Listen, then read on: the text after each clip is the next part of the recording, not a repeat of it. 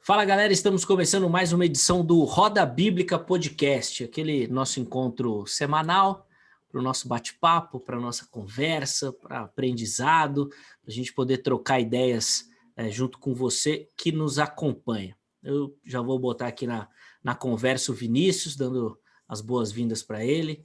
E aí, Vinícius, a galera vibra, a galera fica eufórica quando você não está com o símbolo do Corinthians de fundo. A audiência é massacrante. A galera indica, né? Compartilha com os amigos, manda. Fala, hoje. Quando não tem o símbolo do bom. Corinthians, são os vídeos mais assistidos que a gente tem.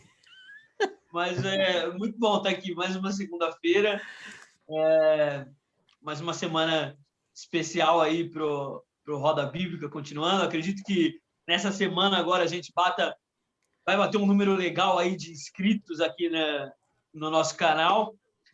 Estou muito feliz com isso, muito feliz com todo o caminho que o nosso projeto está tomando aí. Por mais que pareça que o Marco abandonou, gente, ele não abandonou, tá bom? Ele ainda está com a gente. Ele não abandonou ou esqueceu de avisar que abandonou, né? Se ele abandonou, ele não avisou pra gente. Figuraço o Marco. O Marco tá ganhando dinheiro, gente. Daqui a pouco ele volta aqui gravando Roda Bíblica lá de Miami. Daqui a pouquinho, porque o cara só trabalha e só ganha dinheiro pela madrugada. Ó, antes do Vinícius apresentar o nosso convidado de hoje, deixa eu reforçar com você que nos assiste o caminho para você acompanhar o Roda Bíblica Podcast e também o nosso trabalho. Então, você provavelmente está nos assistindo aí no YouTube, é o nosso canal no YouTube, já se inscreva no canal, ative as notificações. Durante o nosso bate-papo aqui, pode comentar no chat aí, ao vivo, que a gente vai trocando ideia também durante o programa. Você pode encontrar também o nosso material no Spotify ou no Deezer, que são as plataformas de áudio, que a galera usa demais, né? Então, tá indo trabalhar, foi caminhar, vai fazer alguma coisa, tá ali ouvindo o nosso podcast. Você encontra também, pode compartilhar esse conteúdo com a galera. E se você quiser, pode encontrar também o nosso material no Instagram e no Twitter. @Roda Bíblica Podcast. É só você acessar lá, seguir. Lá você vai encontrar informações, né, dos nossos convidados da semana, com quem que a gente vai falar. Quando possível, ter alguma foto de bastidor. Quando o Vinícius está animado, tem algum corte, tá? Mas isso não é toda vez, é só quando ele está mais disposto mesmo. Ou quando algum convidado posta e a gente reposta. Mas nós vamos chegar lá ainda nesse formato mais certinho aí dos cortes também, tá bom? Então, compartilhe com a galera, faça parte dessa família aí, mande suas mensagens, a gente responde todo mundo, troca ideia. É muito bacana poder interagir com vocês, tá bom? Bom, Vinícius, vamos lá, apresenta o nosso convidado aí para a gente começar o nosso bate-papo, mano. Vamos lá, então. Se você conhece algum lugar assim com um lugar considerado bastante violento, um lugar considerado um local com alguns problemas sociais, você precisa conhecer o trabalho do Associação Refúgio. A Associação Refúgio está lá na cidade de Cambé, no Paraná, e hoje a gente conversa com ele que começou tudo isso lá atrás, lá em 2005, pastor Márcio de Carvalho. Seja bem-vindo, pastor. Boa, pastorzão! Seja bem-vindo. Beleza, um prazer estar aqui com vocês. Já me inscrevi no canal, viu? Boa! Show!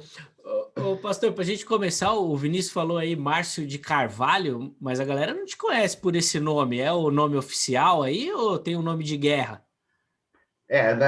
Acho que no meio social é com Márcio Carvalho, mas normalmente na igreja é Márcio Coiote.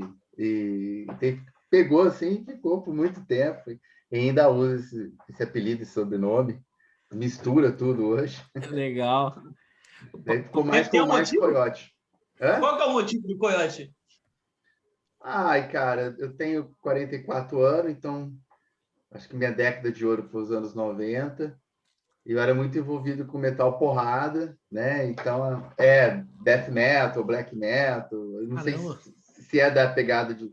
Vocês sabem o que é isso, pelo tempo. Mas daí a galera tinha um apelido meio obscuro, assim. O meu ficou Coiote, por causa de uma música meio satânica na época. E depois quando eu fui para a igreja, quando eu comecei no caminho, e daí tinha uma igreja no caminho também, que eu comecei a andar na fé, eram 2 Márcios, e daí ficou mais forte, para diferenciar um do outro, já tinha perdido o Coiote, só que daí ficou muito mais. E ficou Márcio Coiote, ficou... Daí, por causa do ministério, acabei pregando sempre para jovens e adolescentes, e a galera curtia muito.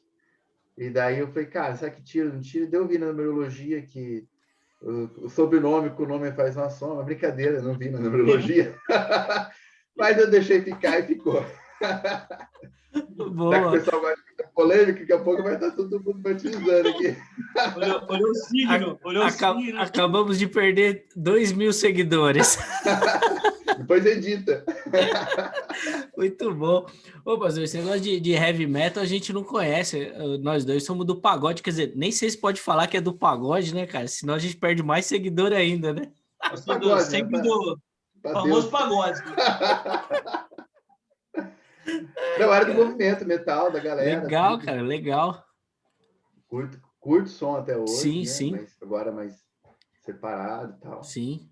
E é um movimento que dentro da igreja também cresceu, apesar assim, de um preconceito, né? Mas depois acabou ganhando um espaço também, a galera do rock, um som mais pesado, assim, inclusive na comunidade cristã também. Daí na época, foi pós Rock in Rio, que daí teve aquela explosão, né? Uhum. E eu curtia som, mas foi justamente esse lance de curtir som que depois me aproximou de Jesus e que me levou para o caminho. Não por causa da música em si, mas vários amigos meus curtiam som, eu curtia. E daí teve uma época que o envolvimento com treta, com briga, alguns começaram a morrer, na verdade foi essa, de tanta treta, conflito. E eu, numa crise, eu liguei o rádio. E nessa época tinha passado um pastor aqui chamado Fábio Ramos de Carvalho. E ele tinha evangelizado um dos líderes do movimento na época, que era o Flávio. E o Flávio, então, conheceu Jesus, começou a andar com ele, e o programa dele, que era de metal porrada, que falava mal de Jesus, e que eu ouvia, se converteu. Caramba, o programa se converteu e virou um programa evangelístico. E uma tarde eu estava ouvindo o programa, ele pregando Jesus, e eu desafiei ele para vir na minha casa. E ele veio com camiseta com logotipo de banda, cabelos compridos, mas com a Bíblia. Eu fiquei chocado, porque eu imagino... Por que eu chamei ele? Chamei ele porque falavam que os crentes tinham resposta para tudo. E eu falei, eu quero a resposta. E eu chamei ele, ele veio na minha casa. Ele chegou muito humilde, não veio expondo, sabendo, mandando, mas muito humilde. Começamos a conversar, colocou uma música pesada na época, que era uma banda cristã chamada Mortification, e ele começou a pregar para mim. Eu sei que fiquei tão encantado com aquilo, com a Bíblia, e aí tudo que eu perguntava ele respondia, e respondendo. Chegou uma hora que eu falei, eu preciso de uma para mim. E ali eu comecei, aos poucos, a caminhar na fé. Legal. Então, foi assim que rolou caminhar com Jesus. Sim. Vinícius, até antes de você mandar uma pergunta aí, cara, só para fechar essa história, o pastor comentou ali, né, que achou muito legal que o cara chegou, né, com camisa de banda, cabelão e tal, e sem impor nada. Reverendo, a galera pega muito no pé dos crentes, porque normalmente quer impor, né? Então, quer impor a fé para outra pessoa. E é um papo que eu gosto demais, que às vezes a gente tem o discurso certo, mas a forma errada. Você acredita que isso acontece bastante nos dias de hoje? Cara, eu acredito que acontece muito, que as pessoas querem que outros se convertam, e quem convence é o Espírito Santo, né? Do jeito dele, do tempo dele. E eu acho que tudo que é imposição não é legal, né? Então, assim, eu fui evangelizar diferente. O cara não falou que eu tinha que ir na igreja, o cara não falou que eu tinha que parar de fumar cigarro, na época eu fumava cigarro. Ele falou, Jesus te aceita do jeito que você é, e ele vai causar as mudanças. E ele tem causado e ainda causa mudança na minha vida até hoje, cada dia, né? Então, o Flávio é um cara que marcou o jeito que ele pregou o evangelho para mim. E, para mim, as pessoas que... A gente é a carta viva de Deus para o mundo, eu falo. A gente que é a porta de entrada, a gente que chama as pessoas, mas é a nossa vida. E tanto marcou minha vida, que eu tenho contato com meu pai na fé até hoje, e quem pregou para ele foi o Fábio, da Caverna do Lão, e o meu filho se chama Fábio, porque é alguém que eu respeitei, que eu admiro, Legal. né, e que fez a diferença. Eu queria falar para o meu filho, e falo para o meu filho ainda hoje, que o nome dele é porque eu conheci um pastor que realmente que vivia o evangelho, que pregava aquilo e que mexeu com as estruturas. Um cara que eu admiro muito, que é falecido, inclusive, hoje, o Fábio, né? Fábio Ramos. E eu acho que é isso, é a inspiração que as pessoas te causam. É ser sal e luz, que é o que eu prego. Sim, muito legal. Acho que é isso. Legal. Pastor, só para a gente começar, explica para a gente o que é a Associação Refúgio. Então, acho que daí uma história vai emendando com outra, né? Nessa época de metal, eu montei uma banda de metal porrada para evangelizar e tudo. E daí o que mexia comigo, eu falei, mas daí quem que a gente deve evangelizar? Com quem a gente deve falar? Então a gente tentava alcançar os mais distantes.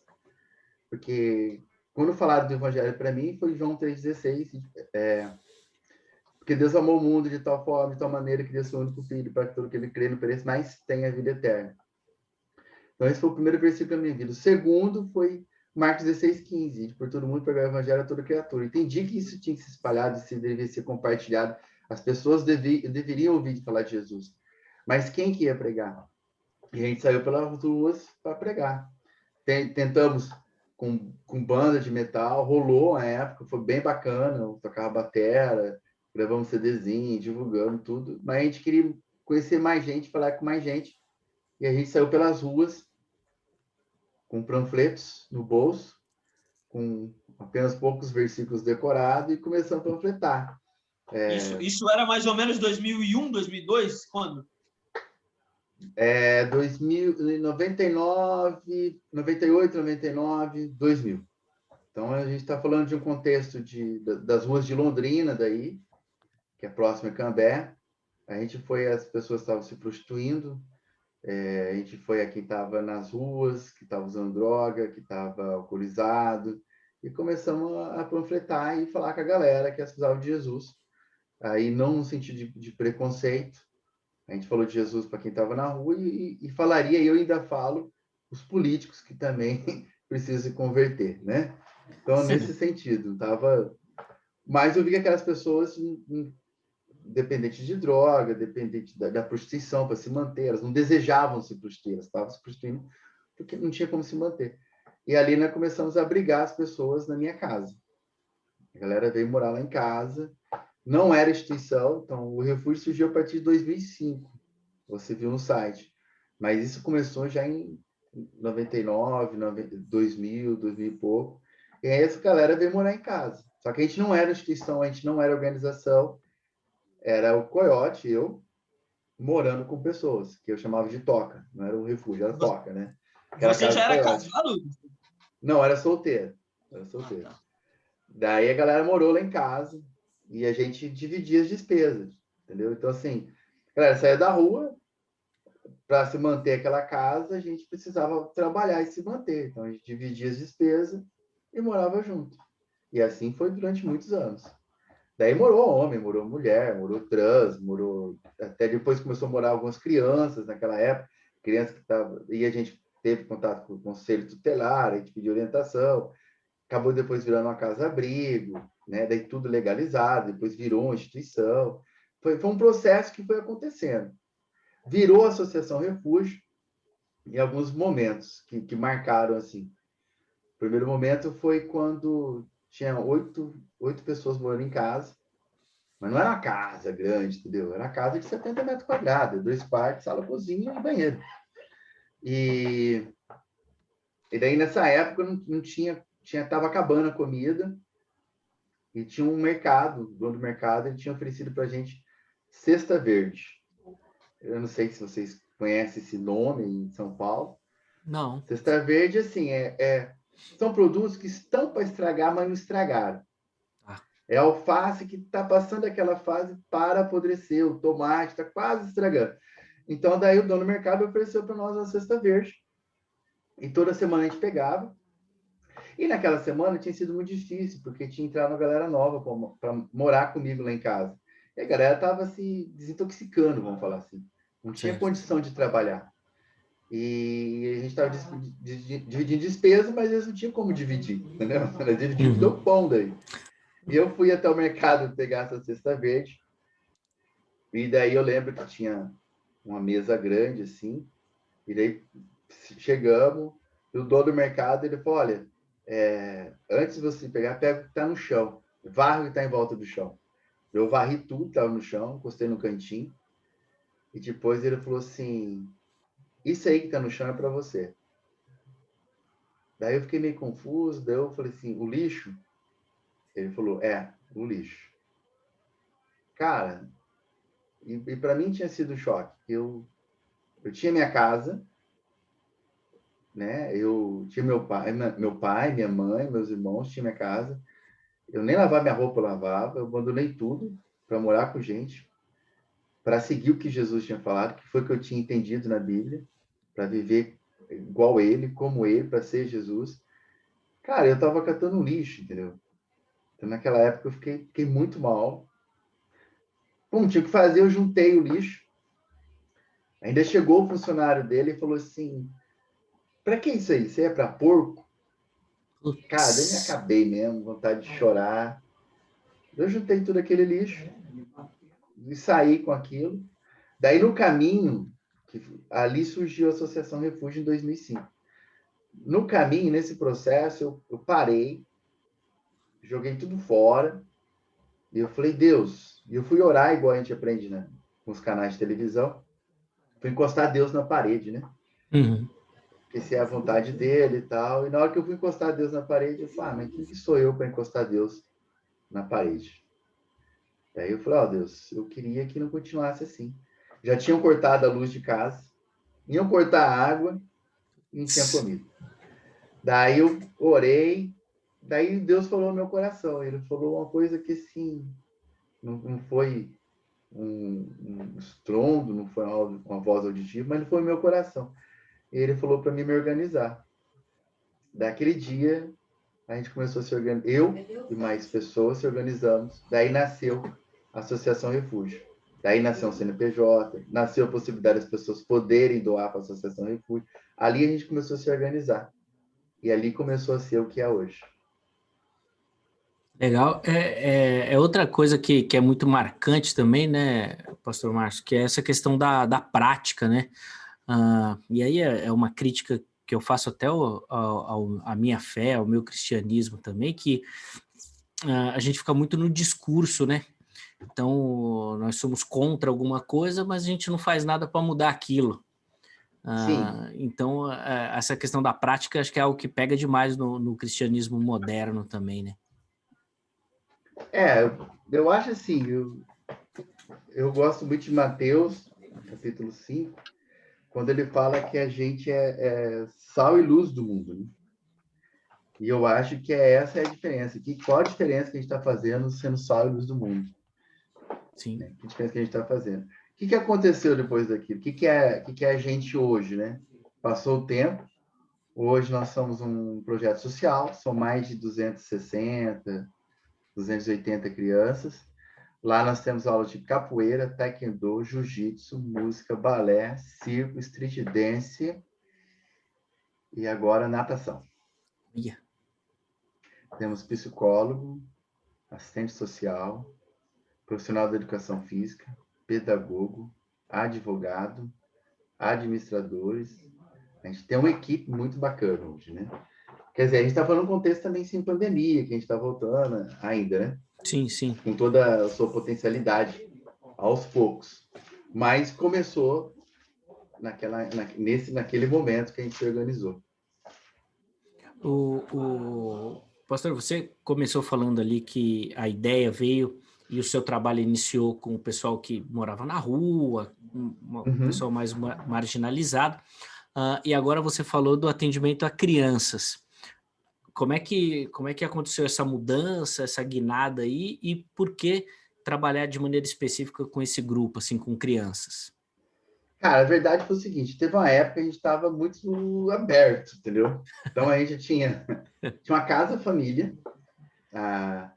isso já há 11, 12 anos atrás, a gente tinha uma casa família que abrigava crianças, a gente tinha projeto de evangelismo de madrugada, a gente tinha já a sede, onde a gente tinha todas as oficinas e o trabalho com as crianças, e a galera dependente químico e tal, essas coisas todas. E apareceu um americano aqui, cara. E esse americano, ele gostava muito da gente, ele já tinha ouvido falar, ele já tinha conhecido em outras ocasiões, e ele pediu para falar comigo, pediu para jantar aqui em casa, fiz a janta para ele, e ele falou, olha, eu quero te dar um conselho. Na hora que ele falou que ia dar um conselho, eu falei, se fosse um... Quer dizer, eu falei, quem que é esse cara? O cara é psiquiatra, é psicólogo, autor de vários livros lá nos Estados Unidos, e um cara, meu, fantástico, assim. Cara, muito cabeça. Eu falo, pode falar. E ele falou, olha, dentro de um tempo você vai surtar, vai acabar o ministério, você vai infartar e você não vai aguentar.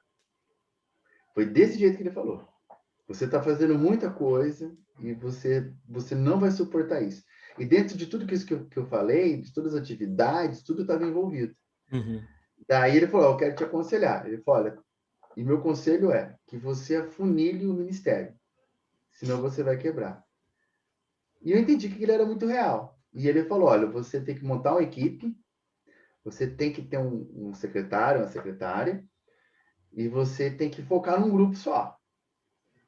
Eu falei, tá bom. E ali, né, começou a trabalhar nesse direcionamento. Colocamos um alvo. A casa-abrigo, que era minha casa, com o tempo as crianças foram voltando para o lugar que elas deveriam ir, para as famílias mais distantes, e a gente cortou o evangelismo de madrugada e focamos numa direção só. 2 anos depois ele voltou e estava exatamente do jeito que ele falou. Com equipe, focado em criança e adolescente, e é o que é hoje. É claro que assim, a gente poderia alcançar mais pessoas poderiam ser salvas, eu não sei. Porque o que a gente faz hoje é com muito maior excelência do que já foi um dia. Sim. A gente fazia bem feito, com carinho, etc. E tal. Mas hoje, o que a gente faz é ir muito mais longe do que a gente poderia ter ido se tivesse espalhado sem foco. Então, nosso público hoje são crianças e adolescentes de 6 a 15 anos. Então, está delimitado. Chegou alguém lá, quer colocar uma criança de 5 anos e 11 meses? Não, não pode. São 6 anos. Entendeu? Então, a gente conseguiu se organizar dessa forma. E para nós foi muito bom mesmo. E estou vivo ainda, né? Eu infartei. É o mais importante. Mas por que, pastor, escolher esse grupo aí? O que vocês viram nesse grupo aí de crianças e adolescentes? Uma necessidade maior? Ou qual que foi a ideia de trabalhar com esse grupo específico? Ó, já antes, quando a gente tinha um projeto nas madrugadas, com a galera que estava usando droga, etc., e que a gente tinha conhecimento da palavra, a gente viu que as raízes da dependência do álcool e da droga na adolescência. Outra, a gente está eu tenho 44 anos, fazem 40 anos que eu estou nesse bairro, praticamente. Então, eu vi muitas pessoas que eu conhecia ir para dependência química, ir para prostituição, etc., já na adolescência. Então, vou pegar um exemplo simples. Eu fumava cigarro. Cara, por mais que eu creia em Jesus, né? Eu não fumo mais, mas por mais que eu já creia em Jesus, que eu amava Jesus, foi muito difícil parar de fumar. Para uns foi fácil, mas para mim não foi muito difícil. Tanto assim que acho que Deus me poupou, que eu não sei como é que seria com a cocaína, com o crack e tal. Mas uma coisa eu sei, se eu nunca tivesse fumado, a experiência teria sido muito melhor. Então, a criança de 6 a 15 anos, é nesse momento que a gente quer estar na vida delas. Legal. Entendeu? Essa é a diferença. É melhor a gente prevenir, literalmente, do que remediar.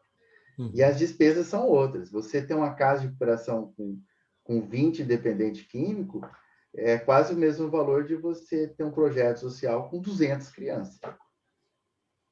E a diferença e o resultado é muito superior. Não estou falando para não trabalhar com dependente químico, estou falando que esse momento eu foquei nisso. Sim, sim. E faz todo sentido a escolha, né? Principalmente nesse trabalho de prevenção, de fato. Porque também, assim, imagine, uma coisa era 20 anos atrás, a minha casa, eu morar com quem eu quisesse da rua, Uhum. entendeu? Outra coisa, eu morar com essa galera que estava da rua, com meu filho de 12 anos, de 11 anos, com um bebê que eu vou ter daqui 4, 5 meses. É outro contexto. Sim. A responsabilidade da minha vida é minha, mas das pessoas que estão em volta de mim eu tenho que cuidar. Exatamente. Ô, pastor, e a Associação Refúgio, ele fica aberto o tempo inteiro? Vocês ainda ficam com pessoas lá, por exemplo, uma criança sem família, vocês ainda recebem, fazem algum tipo desse trabalho ou, na geral, assim, recebe as pessoas do bairro para elas ficarem longe mesmo do contexto ali vivencial da violência e das drogas? Daí acontece o seguinte, com o processo a gente foi crescendo também. Então, a gente não queria ser um lugar que depósito de criança. Que eu vou fazer? Joga lá, coloca lá. Não, a gente foi se profissionalizando. A gente entendeu que tudo que a gente tinha que fazer com excelência. Então, desde 2005, quando eu vi Deus falar assim, se organize, é realmente se organizar, em todos os sentidos. Então, a gente projetou algo. Então, nesse processo, então, minha esposa estudou comigo, eu fiz teologia, minha esposa fez teologia. Daí eu fiz serviço social, ela fez psicologia. E hoje eu fiz gestão do terceiro setor. E a gente foi agregando. Então, por exemplo, não pode ter uma criança lá, quem que é essa criança? De onde que essa criança veio? Quais são os direitos dessa criança? O que a gente está fazendo? A gente é uma organização do terceiro setor. A gente é uma organização da sociedade civil, quer dizer, não existe ONG, né? O ONG é um termo americano. Então, a sociedade se organizou e se formou uma organização. É isso que a gente é, uma OSC. E essa OSC ela pode atuar em vários setores: educação, assistência social, esporte, saúde e defesa animal, essas coisas todas. Então mas você tem que delimitar para onde você vai em tudo. No nosso caso, a gente é da assistência social. Então a gente tem que garantir o direito da criança. A gente não entra em contraturno. Contraturno seria uma área da educação. Já que a gente não é contraturno, quem é o público que a gente recebe? E por que ele vem até nós? Ele vem até nós porque nós somos pagadores de impostos. Né? Quem mais paga imposto no Brasil é o pobre. Uhum. Correto? Correto. Quem menos se beneficia desses impostos é o pobre. No nosso bairro, situando então, o bairro que eu estou se chama Jardim Ana Rosa, se eu não me engano, e eu não me engano nisso, ele é o maior bairro do Paraná, em extensão. São 30 mil pessoas. E a única atividade social, de esporte, de lazer e de cultura é a Associação Refúgio. Para 30 mil pessoas. Então, elas pagam os impostos, mas não são beneficiadas com isso. O que deveria fazer? O Estado deveria fazer algo nesse bairro. O Estado, o governo, né? Como ele não faz, a OSC, a Organização da Sociedade Civil, está fazendo, que é a gente. Então, a gente está fazendo. Então, a gente cobra o Estado. O Estado, por sua vez, ele comprou algumas vagas com a gente. A gente tem 280 crianças. Ele comprou, na época, 100 vagas. Então, ele paga 100 vagas. O excedente, a gente tem que dar conta disso. Mas como? O que essas crianças vão fazer lá? Elas vão ter o direito de brincar, o direito de se relacionar, o direito de conviver. Então, a gente ultrapassa. No início, eram as atividades. Quais atividades? Capoeira, taekwondo, jiu-jitsu, música, balé, circo, etc. Só que isso tudo são chamariz para elas. O foco, na verdade, qual que é? Agora eu vou exemplificar. A gente teve uma aula de balé. Teve aula de balé e tal. Acabou a aula de balé. A gente não pode dar aula de balé e mandar as meninas embora. Porque a gente não quer formar bailarina. E vocês vão entender isso agora. Num grupo de 100 crianças que estão fazendo balé, uma pode se destacar. E ela pode ir lá no de balé de Moscou, balé lá do sei lá de onde, né? Da Itália. Beleza, uma. E as outras 99? O que vai acontecer com elas? Numa aula de jiu-jitsu, pode ter um menino que se destacou e vai lutar lá com o Anderson Silva. Pode ser, mas é um. E o restante dos meninos? Então, o nosso foco não é a oficina. O que é o nosso foco? Acabou a aula de balé. Daí tem um lugar que a gente chama de céu. A gente não, as crianças chamam de céu, porque sobe as escadas, daí a gente colocou assim, piso de madeira, 2 ar-condicionados, televisão, videogame, cara, tudo do bom e do melhor. E as crianças vão lá, deitam ali no chão, a gente fez para deitar, curtir e tal. Minha esposa, que na verdade é mais que 50% do ministério, ela conversando com a menina falou assim, ela chegou e falou, nossa, você é muito bonita, falou para a menina. E a menina era negra. E a menina respondeu, não, tia, eu sou feia. A tia falou, claro que não, por que você é feia? Ela falou, eu sou feia porque toda preta é feia e fedida. Que isso? Entendeu? Aquele baque falou isso, que ela ouviu e reproduziu isso. Uhum. E Michelle falou assim, não, você é linda. Você é muito bonita. E a mulher mais linda do universo é linda. E mostrou a Miss Universo, que era negra. Da Nigéria, né? Entendeu? Naquela época. Outra, tá tendo lá o Taekwondo. Acabou o Taekwondo, vamos pro céu. Tá aí lá no céu. Michelle, de novo, na frente de tudo, falando sobre bullying. Terminou de falar sobre bullying. Alguém quer falar alguma coisa? O menino levantou a mão, braço cortado. Falou, eu sofro bullying. Me chamam disso, me chamam daquilo. Todos os adolescentes já com cara de choro. Ele falou, alguém quer falar alguma coisa? Daí o outro menino levantou a mão e falou, é eu que faço bullying com ele. E hoje eu quero te pedir perdão por ter feito isso com você. Então a pegada qual que é? É ultrapassar o assistencialismo. É ser mais do que ter uma oficininha para as crianças. É mexer aqui na cabeça delas. Entende? Então, assim, a gente quer mudar isso, o raciocínio, o jeito das crianças pensar. Nós fizemos a Árvore dos Sonhos e assim, fazem 20 anos que a gente está aqui. Sabe qual era o sonho das crianças? Universidade. Cara, é periferia. Eu fui descobrir que era a universidade por causa do evangelho, que fui fazer teologia. Uhum. Não sabia que existia essa opção. Então, você imagina essas pessoas saindo da periferia, irem para a universidade pública, que já é uma incoerência. Quem paga imposto? Os pobres, que sustentam a universidade pública. Quem que estuda a universidade pública? Os ricos. Os ricos. Estudou na escola particular a vida inteira para fazer o vestibular. Sim. Os ricos. Então, assim, agora imagina esse público saindo da periferia, fazendo a universidade, que é direito deles, e voltando para a periferia. Cara, a revolução que isso vai ter atrás da educação.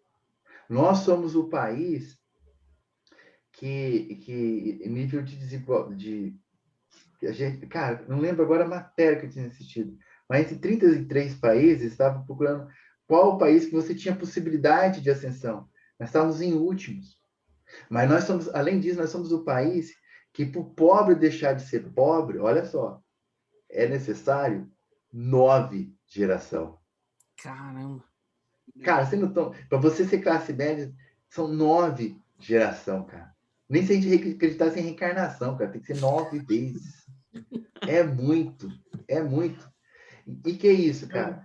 Então, esse é o país. Existe, sabe qual a possibilidade de acelerar isso, mudar essa desigualdade? Educação. Mas nosso ensino público, entre as crianças, viu-se que apenas 2,1% das crianças que estão no ensino público brasileiro têm a capacidade de ser bom, né? Ótimo, ser bom em português, matemática e ciências. Eu falei 2,1%. Você acha que os nossos governantes querem investir em educação para que mude a desigualdade social? É isso que o povo tem que saber. É isso que é trazer libertação para o povo. Entende? É uma besteira, às vezes eu vejo os pastores pregando os 3 pontos da prosperidade. Você é louco? Uma desigualdade que é essa, o cara vai ter que nascer quase que 9 vezes para mudar isso, onde que o acelerador vai ser educação, e você fala que os 3 pontinhos seu de ser próximo, você acha que você vai fazer o cara ser próximo? Está enganando o cara. Então, o que a gente quer fazer? Como instituição, a gente também quer o melhor. Quem dá aula, a gente não quer essa instituição onde tem um ventilador quebrado, batendo a aba, plec, plec, plec. Não, porque as pessoas pensam que para pobre qualquer coisa tá bom. Vai lá e dá uma roupa furada com furo no sobaco, uma camisa listrada de uma listra só, igual os caras falam da música, e acha que fez algo bom. Sim. Não fez, deu o resto, né? Não, a gente quer ser um projeto social que cuida das pessoas e que oferece o melhor. Então, assim, em todas as nossas salas nós temos ar-condicionado. A gente gasta dinheiro na limpeza? Gasta, mas as crianças são muito cuidadosas. As paredes não estão riscadas. Você não vê gritaria de criança, porque as crianças ela entendem que aquele espaço é delas. Não tem parede riscada, não tem banheiro sujo. Tem um nível que a criança faz, porque elas entendem que aquilo é delas. Se você perguntar para as crianças de quem que é aquilo, elas vão falar que é delas. E elas cuidam como se fosse dela. E a ideia é de ter o melhor. Então, assim, as paredes são pintadas, bem pintadinha, de branco, ar-condicionado em todas as salas, piso de madeira. A gente ofereceu o melhor. A equipe, a gente ultrapassou o voluntariado. Então, assim, o professor, aqui no Londrina é bem dividido. Eu não sei como seria aí em São Paulo, mas aqui é bem dividido onde está pobre e onde está rico. Geograficamente. Uhum. Então, você tem a chance de você vir para Londrina e você passar a vida inteira morando em Londrina, você não vê pobre. É possível isso, entende? Uhum. Entendi. Então, assim, quem dá aula na Greba Palhano, que é onde ficam os ricos, dá aula no refúgio. É o mesmo professor. A gente quer a mesma qualidade, entende? Esse é o diferencial da gente com o projeto social. E a gente quer mostrar isso. E que isso virou muita coisa bacana. Depois eu posso falar dos prêmios e tal. Eu atravessei e fui embora, então deixa vocês falar também. Isso, com a vontade, pastor. Não, mas foi bom até para situar, para a gente conhecer o projeto, né, entender o funcionamento. E aqui em São Paulo também, viu, pastor? É bem dividido, assim, a gente sabe, né, pela região geográfica mesmo, essa questão, assim, de ricos e pobres, ainda que eles estejam, em alguns casos, separados por um muro só. Grudados. Eles estão próximos. Um muro, né? Exatamente, um muro. Você vê essa divisão, assim, né? Então, às vezes, eles frequentam os mesmos lugares, mas... É muito claro a região ali do Capão Redondo com Morumbi ali, Sim. mais ou menos, tá ali junto. Um muro separando ali a comunidade dos prédios mais ricos, né? Mas chiques. quem está do lado de cá não imagina o que é o lado de cá do muro. Eu acho que é idem, né? Sim. Pastor, o que a gente percebe é que tem ainda aqui no Brasil uma noção muito, não sei se é diferente, mas que a gente trabalha muito com esse assistencialismo, com essas migalhas. Então, só para dar um exemplo, a questão das cotas nas universidades, que é uma coisa que eu vejo que existe a necessidade, você não pode tirar isso, porque senão você vai deixar um público sem acesso às universidades. Mas eu não vejo ninguém falando de um projeto para a educação básica, para a educação infantil, para você melhorar isso e aí um dia você chegar a ter a possibilidade de todo mundo ter acesso sem a necessidade de você ter cotas. Como é que você observa essa questão assim desse assistencialismo e como que o brasileiro enxerga esse tipo de ajuda? Olha, assistencialismo é algo feito para a pessoa aliviar o coração. Eu vejo assim, então, época de Natal, tem muita gente que quer dar presente lá na organização, Páscoa, etc. Só que essas pessoas depois, elas não querem um compromisso, entendeu? Elas não querem realmente uma mudança, ela quer ir e, na verdade, ela está fazendo bem para si mesma, tendo aquele sentimento de culpa, porque ela não quer algo contínuo, ela não quer estar ali todo dia. Então, o que adianta, às vezes a pessoa vai lá, dá um monte de presente, mas não está no dia a dia da criança, o que está acontecendo com a criança. Então, tem muito disso. E acho que é uma dificuldade das pessoas separar isso. Então, por exemplo, cesta básica. Às vezes a gente ganha cesta básica para dar para as famílias e as pessoas querem que a gente tire a foto com as famílias. Que a pessoa quer ir lá dar presente, mas ela quer a foto para ela. Então, assim, na real, é muito humilhante. Tá? Então, eu como alguém que recebeu cesta básica, só de fato de você receber a cesta básica, se atravessar o bairro inteiro com aquela cesta básica na cabeça, você está falando que você é incapaz de manter sua família. Esse é o meu sentimento. Então, a gente ajudou as famílias ano passado com a pandemia e ajudamos esse ano também. Só que a gente deu cesta básica, a gente ganhou e repassou, mas porque é o que a gente tinha. Mas quando a gente teve chance, a gente recebeu recurso, o que a gente fez com esse recurso? A gente deu vouchers. Então, a pessoa ela foi lá, ela não foi humilhada. Nós tratamos a pessoa com dignidade. Antes disso, como eu sou presbiteriano, falei em 3 pontos, fiz um breve sermãozinho. Falei, olha, a gente é pobre por causa da desigualdade social. Onde se fala isso, né? Falei, quem aqui trabalha? Cara, a galera trabalhava, mas não tinha dinheiro. A gente não é pobre porque Deus quis, a gente não é pobre porque você não trabalhou. A pessoa trabalha. Também a gente é pobre por causa da desigualdade social. Né? 1% da população brasileira tem mais do que 40% de toda a população dos mais pobres. Então, é a desigualdade. A gente é pobre por falta de educação, e a gente é pobre, mas a gente pode... Como que a gente muda isso? A gente sabendo disso e através de Deus. Então, a gente falou com as pessoas entenderam isso. A gente não queria usar as pessoas. Né? Então, ela teve o voucher, ela foi lá e comprou o que ela tinha necessidade. Às vezes ela tinha arroz e feijão em casa, mas não tinha o gás. Agora, eu vejo, a respeito de educação, eu vejo que é proposital que não se tem educação no Brasil. É proposital. Quem está no poder não quer soltar o poder, não quer sair de lá, entende? Então, isso é muito real. Agora, vai mudar quando essa estrutura mudar, mas não é interessante para quem está no poder que isso mude. Eles querem manter como está. Então a gente tem as pessoas têm vergonha de receber o Bolsa Família e tem as pessoas que falam mal do Bolsa Família. O Bolsa Família é uma miséria, né? Ajuda quem recebe, mas é muito pouco. E os nossos políticos que têm bolsa de tudo que se imagina, ninguém se fala. Né? Quanto que custa um deputado? Um deputado estadual no Paraná, eu estou em dúvida, ele custa 180 mil, 80 mil ou 130 mil, alguma coisa assim. De qualquer jeito, é muita grana. Sim. Né? E não é um deputado, né? 10 deputados são 1.800.000.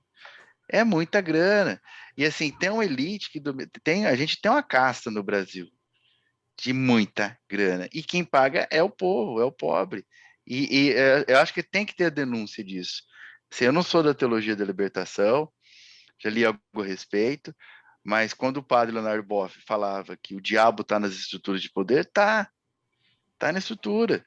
A estrutura de poder no Brasil é demoníaca, porque está matando as pessoas de fome. E isso, para mim, é demônio. É demoníaco o que acontece no Brasil.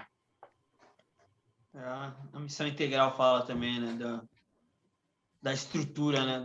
Há um mal na estrutura, né? Há um mal na estrutura. Então, quando a gente fala de missão integral, é cuidar do cara por inteiro. Corpo, alma e espírito. Né? Então, a pessoa está sofrendo porque ela está esmurrando. E o pobre ele é consumido no Brasil, né? Ele é consumido com a força de trabalho. Então, é o cara que se mata de trabalhar para sustentar uma elite. Ele é consumido né, com a prostituição, quer dizer, não basta só consumir a força de trabalho, vai consumir essas crianças, adolescentes que estão na rua. Tá? A prostituição está aí para todo mundo ver e consome o ser humano. Então, é usar mesmo. Então, eu acho que isso tem que mudar. Então, o povo tem que ter consciência disso. E, para mim, isso é espiritualidade. Sim. Totalmente. Ô, Marcelo, como que você lidar com essas... A gente falou de teologia da libertação, missão integral, sempre que se fala disso, o pessoal já fala, lá, os esquerdistas, comunistas e tudo mais. Vocês já tiveram algum problema de, lá, estão ajudando vagabundo, lá, coisas desse tipo, ou menos com vocês que estão ali, que tem uma sede, que ajuda, que não tem o nome próprio ali de vocês, Márcio, é uma instituição? Então, a gente mudou, a gente tem um olhar diferente, a gente não ajuda, né? A gente garante os direitos da criança e adolescente. É uma garantia de direitos, né? O que a gente está repassando para ela são direitos que ela tem, é dela, né? Que a gente está garantindo os direitos dela, o direito de brincar, de se relacionar, de conviver, de se conhecer. Então, a gente garante os direitos dela, a gente não está dando. A respeito do que os outros pensam, então, assim, eu fiz serviço social, que é um curso de... Quando eu fazia... Na universidade pública, na UEL, então, sofri muito lá dentro, porque como eu sou cristão, né? Eles tinham todos os motivos do mundo, eu achava que eu sou contra o aborto, sou contra as drogas. Então, lá dentro, as pessoas me criticavam que eu era da direita, e fora as pessoas me criticavam que eu era da esquerda. Então, assim, se eu ficar muito preocupado com isso, eu não vou fazer nada. Eu não sou esquerda e não sou direita, né? Eu sou de Jesus, né? E o meu foco é esse. O que as pessoas falam, deixa de falar, para mim não importa. Então, se você está com um projeto e você está indo mal, você está em pecado. Se você está com o projeto e está indo bem, você está roubando.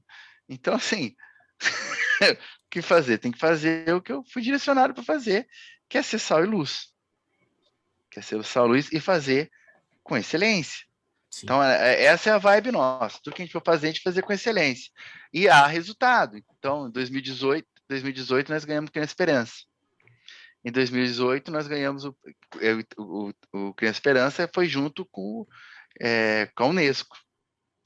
Em 2018, nós ganhamos o Prêmio Itaú Unicef, né?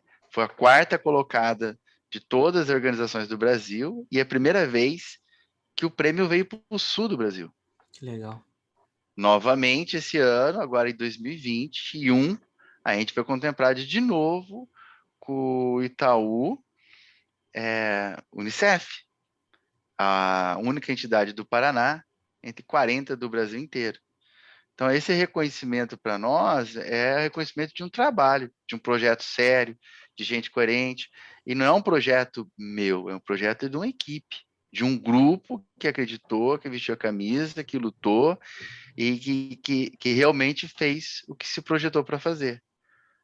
Então, é essa a diferença. E dentre todos os reconhecimentos, tem assim, reconhecimento de quem trabalhou comigo. Há 20 anos atrás, quando eu cuidei de morador de rua, morou comigo, teve um homem que morou junto com a gente lá, cristão, eu não vou falar o nome dele e tal, e ele trabalhou comigo, ele era cristão e trabalhou lá cuidando. Voltou, a gente sempre manteve contato, ele falou, um dia eu vou ficar rico, um dia eu vou ficar rico, e a gente se encontrou, ele veio aqui em Londrina e tal, e conversa vai, conversa vem. Ele falou, um dia eu vou ficar rico e tal. Ele ficou rico, ele falou, fiquei rico, ele falou. Eu falei, meu, que massa.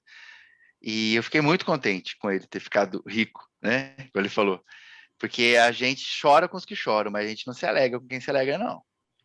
É gostoso chorar quando o cara tá lascado e tal. Você vai lá e chora junto, mas o cara tá bem, você fala, mano. Então eu pedi isso com o Leandro Carnal. O Leandro Carnal fala isso. Quer ver quem é seus amigos? Faça um churrasco, chama todo mundo e fala assim: amei, estou sendo amado. Nunca ganhei tanto dinheiro na minha vida e não sei quando isso vai parar. Olha na cara de todo mundo e vê quem tá lá com você e quem tá com o rosto franzido. Quando ele falou para mim que tava bem, eu virei para ele e eu falei assim: meu, que massa, cara. Eu quero que você fique milionário. Ele falou: eu tô. Falei, caraca, mano, fiquei contente pra caramba. E ele viu que eu fiquei contente pra caramba, ele bateu a mão na minha perna e falou assim: o que o refúgio precisa? Eu falei, eu quero uma piscina, cara. Ele falou, quanto que é? Eu falei, 40 pau. Ele falou, vou dar a piscina. Eita. Um cara que trabalhou comigo, com morador de rua, que abrigava e morou junto com esses caras. Então, assim, cara, esse reconhecimento dele vale mais que $1 milhão, entendeu? Então, para nós, a minha satisfação é ter o reconhecimento da sociedade, mas é ter reconhecimento de um cara que trabalhou comigo, que comeu arroz e feijão comigo, que trabalhou com morador de rua junto. Entendeu? É esse reconhecimento que vale a pena. Né? E se você falar uma piscina, Zeca e Vinícius, um moleque que morou com a gente morreu afogado aqui no bairro, e um outro moleque aqui do bairro, que era aluno nosso, também morreu afogado, tempos depois. Porque aqui não tem diversão. Então, os brejos, os lugares que os moleques morreram afogados. Então, a maior piscina que tem no bairro, e acho que talvez a única, é comunitária. Entende? Essa é a Uhum. pegada. Eu peguei uma fila, eu contei isso ontem, lá na Greba Palhano, onde ficam os ricos, e no mercado. Tinha uma senhora na minha frente, e pobre se identifica, né? Porque a gente é invisível, então quando você vê o outro, você sabe que o outro não está sendo visto, começa a conversar e tal. E conversa vai, conversa vem, ela pegou 12 quilos de carne moída de colchão mole, que é a carne que Caramba. está começando melhor ali pro churrasco, né? De Sim. pobre, né? E ela falou assim, filho, sabe o que eu vou fazer com isso? Eu falei, não. Ela falou, isso aqui vai ser o cachorro do meu patrão. 12 quilos de carne moída. Ela falou, isso aqui eu não vou sentir nem o cheiro. Cara, eu fiquei mal e eu imaginei as crianças que nem ração teria. Eu falei, que desaforo, cara. Cachorro do rico comendo carne e os pobres nem comida tem em casa. Daí eu fui e fiz uma churrasqueira, cara. Fiz uma churrasqueira gigante lá no refúgio, com um fogão a lenha, cara, uma cozinha enorme, e eu vou dar carne para aquelas crianças, cara. Quero ver as bichas até passar mal, ter que dar sorrisal para elas, entendeu? Mas essa é a pegada, sabe? É criança de 6 a 15 anos, é ali que a gente tem que estar presente, fazer essa diferença. A Islândia é um país nórdico, se não me engano, eu vi Uhum. a reportagem dela recentemente, posso enviar para vocês depois, mas eles passaram por uma crise muito grande, que as crianças, jovens e adolescentes, estão tudo envolvido com droga e dependência de álcool. E eles ficaram preocupados, fizeram um projeto, e 20 anos isso mudou totalmente. Eles focaram em passar para os pais que os pais tinham responsabilidade e em esporte. Entende? Então a gente tem um espaço Sim. que tem cultura, que tem lazer, que tem esporte, que tem arte, tudo gratuito. A criança que vai estar lá, ela dificilmente ela vai se envolver com dependência de álcool e de droga. A criança que está lutando no jiu-jitsu, ela quer ganhar medalha, ela não quer ficar cansada e não aguentar lutar no outro dia, ela quer se desenvolver. Mais o sócio-educativo, mais esse momento que a gente discute com a criança, que a gente trabalha isso com ela, então a gente acredita que a gente é ser sal e luz ali no bairro, é fazer diferença. É um versículo que eu acho fantástico, que é Mateus, capítulo 5, versículo 16, diz assim, que é um sermão de 3 pontos. Uhum. Assim brilhe a luz de vocês diante dos homens, para que vejam as boas obras e glorifique o Pai de vocês que está no céu. Então, assim brilhe, a gente tem que brilhar. Aonde que a gente tem que brilhar? Diante dos homens. Como? Com as nossas boas obras. E o que vai acontecer quando as pessoas virem as boas obras? Eles vão glorificar a Deus. A gente é o espelho de Deus para o mundo. Entende? É a Sim. gente que vai apresentar a Deus para as pessoas com as nossas boas obras, com a nossa vida. As pessoas, o cristianismo é a religião contra a inutilidade. Nós não somos uma religião zen de ficar na contemplação e ficar lá com as perninhas cruzadas, a gente nem sabe cruzar as pernas, né?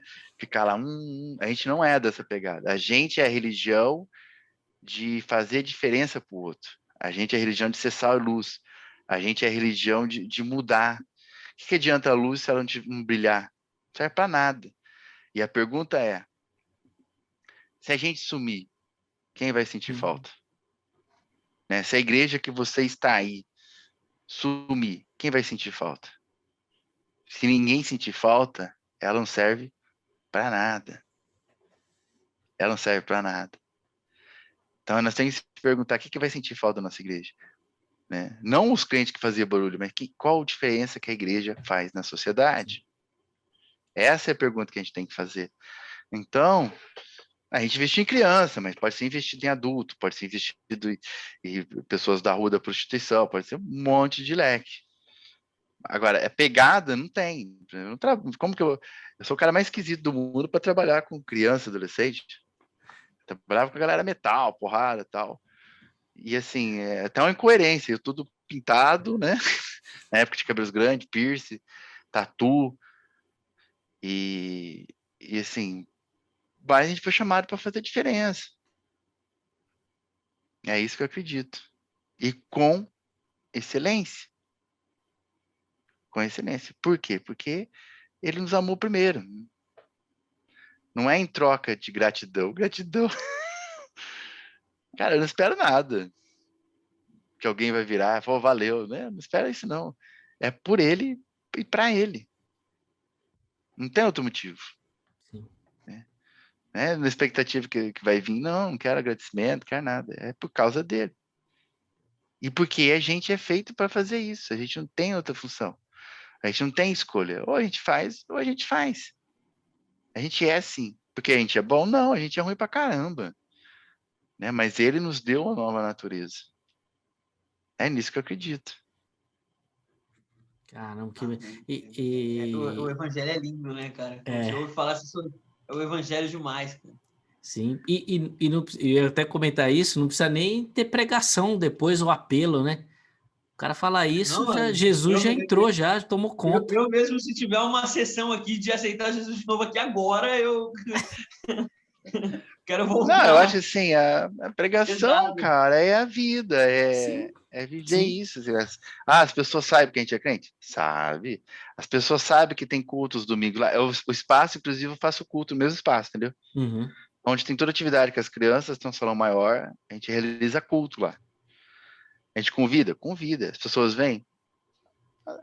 Vem, não vem, entendeu? Uns vêm, outros não vêm. A nossa igreja não é lotada como comunidade, ela é pequena, mas são pessoas conscientes, entendeu? São Sim. pessoas politizadas, simples do bairro, mas politizadas. Né? Não politizada contra tal partido ou a favor de outro. Não, elas têm consciência. Elas sabem ver diferente, né? Sabe que sofrem no mundo, que aqui é o palco das aflições, por causa da desigualdade, por causa da ganância dos ricos, e etc, etc, etc. Mas elas têm consciência. Acho que é essa pegada mesmo. Assim, tem aula de música, as crianças aprendeu a tocar, vai lá tocar na igrejinha dele, que não tem nada. Pô, glória a Deus, mano. Valeu. A outra tocando lá na igreja católica. Valeu. A outra aprendeu a tocar e tá tocando na casa dele, com a família. Que massa. Entende? Então, Uhum. acho que a pegada é essa. Então, assim, quais os resultados disso? Pedagogos que saíram de lá, engenheiros elétricos que saíram de lá, sociólogos, né? A gente, acho que advogados, e assim vai. A galera tem buscado. E gente que a gente nem sabe o que aconteceu. Sim. Mas, não se formou um profissional. Tá, mas um bom pai, que de repente saiu de lá, uma boa esposa, um bom filho. Gente que olhou diferente. Como foi uma vez, cara, essa história acontece com a minha esposa. Eu cuido da parte administrativa e captação de recursos, etc, né? E isso que a gente está fazendo agora, né? E minha esposa cuida das crianças, da organização de quem cuida das crianças. A gente já viu, Cara, ela... já percebeu que é ela que trabalha, viu, pastor? E não, você fica ela só mesmo. contando os caos. Eu conto os caos. Ai, vou ver se apresenta ela aí. Bem, mas enfim, eu contou uma vez, cara, que teve uma reunião de pais, um grupo de pais, e tinha um senhor que ficou quieto do começo ao fim. Daí, no final, ele pediu a palavra, ele falou, o que o senhor quer, né? Ele falou, eu vim aqui agradecer, porque meu filho sempre foi estúpido comigo. Daí, hoje eu sou avô, e meu neto está aqui, meu neto era estúpido comigo, e meu neto mudou o comportamento dentro de casa, e tá me tratando com dignidade. E eu falei, não foi meu filho que ensinou, perguntei para onde eu aprendi, e ele falou que foi aqui, que tinha que tratar as pessoas mais velhas com respeito. E eu vim aqui agradecer, porque eu nunca tinha sido tratado com tanto respeito. É evangelho. Pô, e como? Total. É evangelho. Metanoia, mudança. Né? Essa é a pegada, entendeu? Assim, o que move a gente lá, eles sabem que é o evangelho. Agora, a gente não faz troca, né? A gente deu 136 vouchers por 3 meses de R$150, que deu R$450 para cada família. Fora os auxílios alimentos que nós já tínhamos, que demos em alimento e tal. A gente não deu para as pessoas virem na igreja. Não trocamos, entendeu? Toque, você vem na igreja. Se você vir, você vai ganhar uma cesta básica. Não é essa a pegada, né? Então, assim, é o jeito, é viver o evangelho. Esses dias eu cheguei, ele tinha uns caras bêbados na frente da organização. Os caras muito chapados, assim, né? A galera pingaiada mesmo, parece que não faz efeito, os caras tá cozindo vivo já. Eu falei, mano, aqui tem criança e tal, não dá pra você ficar aqui, né? O cara falou, mano, você pediu com tanto jeito, eu vou embora. E foram. Ali não era hora de falar do evangelho pro cara, porque o cara tava chapado, não ia entender nada.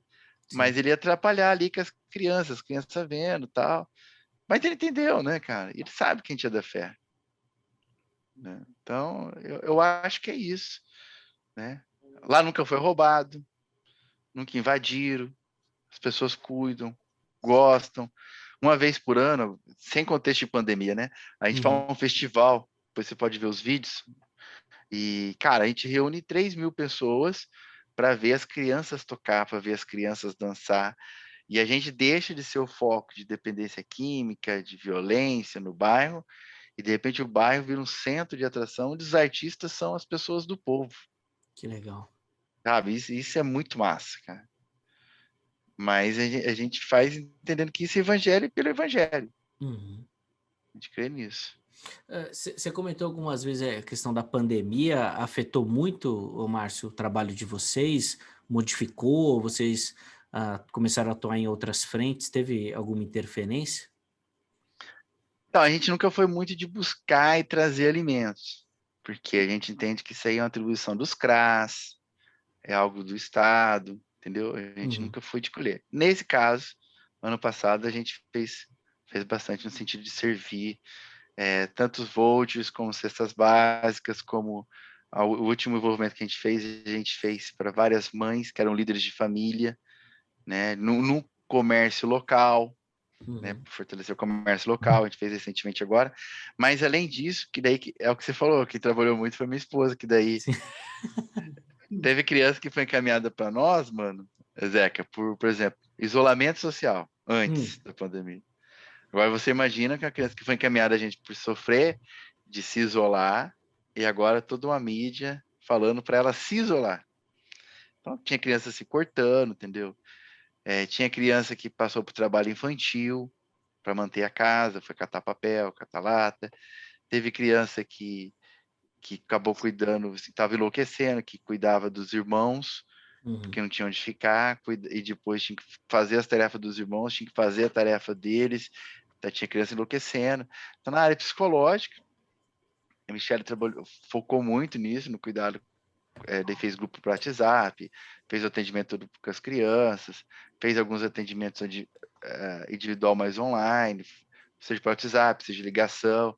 Então, a gente manteve esses vínculos durante muito tempo, voltamos com menor proporção no final do ano, que a pandemia parece que ia acabar na época da eleição, né? Sim, sim. Deu aquela murchada, daí até dezembro, então a gente trabalhou ali e de repente voltou com tudo. Hoje, das 250 crianças, a gente está com 50 crianças, por causa do distanciamento e tal, só que as 50, assim, são as crianças das extremas necessidades, vamos fazer, o extremo do extremo. São crianças que é melhor estarem com a gente arriscando de pegar o vírus, vamos falar assim, do que estar em casa. Então, crianças de vítima de violência familiar, crianças de trabalho infantil, isolamento social, são crianças prioritárias que a gente chamamos. Certo. São selecionadas devido às dificuldades que ela passa. Boa. E tem algum cadastro, algum lugar que vocês fazem acompanhamento das crianças?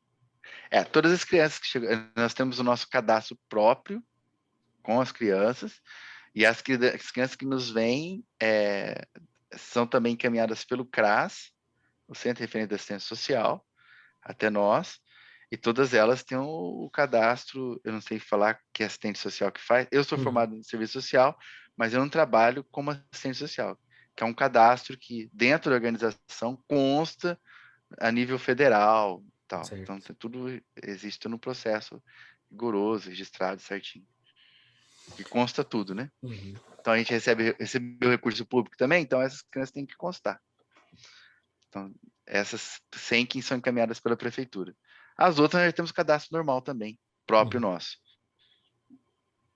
Sim, bacana. Pastor, infelizmente a gente vai precisar encerrar o bate-papo aí, pô, tinha tanta coisa para falar, mas acho que a galera que está ouvindo já foi sacudida demais aí pelo evangelho, já talvez ficasse mais, ia ser muita coisa para a galera absorver só hoje aqui. Que massa. Muito Jesus na conversa aí, né? Mas foi muito legal. Obrigado, viu, pastor? Antes da gente encerrar, passa aí de repente o Instagram, o Facebook, o site da associação também, para quem está nos acompanhando poder acessar e conhecer um pouco melhor o trabalho. Legal, tem um site, é www.refugio.org.br, tem o nosso WhatsApp, que é o direto meu, que é 43DDD 991 17 5744. Tem o Instagram, eu acho que está como OSC Refúgio, se eu não me engano aqui. Mas depois você pode colocar, acho que no YouTube também, né? Sim. Mas se acessou o site, o www.refugio.org.br, você cai nas redes sociais todas. Tá. Né? Daí é fácil, ele já tem todos os contatos. Show de bola. Manda um abração nosso aí para a Michelle aí também. Fala que o próximo podcast nós vamos fazer com ela, porque a gente já viu que é ela que trabalha, cara. Ela que faz o trampo. Ela faz o trampo mesmo, cara. Show de bola, show. Obrigado, pastor. Obrigado mesmo pela conversa. Muito massa, muito legal mesmo. E, pô, Zé, Vinícius, obrigado pelo privilégio, viu? Imagina, obrigado pastor. mesmo, de coração. A gente que agradece demais. Vinícius, obrigado, meu irmão, pela parceria aí. Vamos orar para o Marco voltar, né? A estar motivado para o trabalho, para ele ajudar a gente também. Eu que agradeço. Se nenhuma pessoa ouvir, eu fui impactado aqui. Parabéns mesmo, o pastor. A conversa, assim, para mim, me fez abrir os olhos para muita coisa novamente, assim, de coisas que em algum momento eu enxerguei e que talvez deixei ali, comecei a ligar para outras coisas. Muito obrigado mesmo e parabéns pelo projeto. Brigadão. Deus abençoe vocês. Amém. Valeu, pastor. Para você que nos assistiu, muito obrigado pelo carinho. @Roda Bíblica Podcast. YouTube, Deezer, Spotify, Instagram, Twitter, onde você achar melhor, você nos encontra lá também. Divulgue, compartilhe esse papo. Se de repente você não sabe como falar de Jesus para alguém que você conhece, manda essa conversa aqui, cara, que aqui tem muito de Jesus para essa pessoa aprender também. Valeu, um forte abraço, Deus abençoe. E semana que vem nós estamos de volta com mais um Roda Bíblica Podcast. Até lá. Um abraço.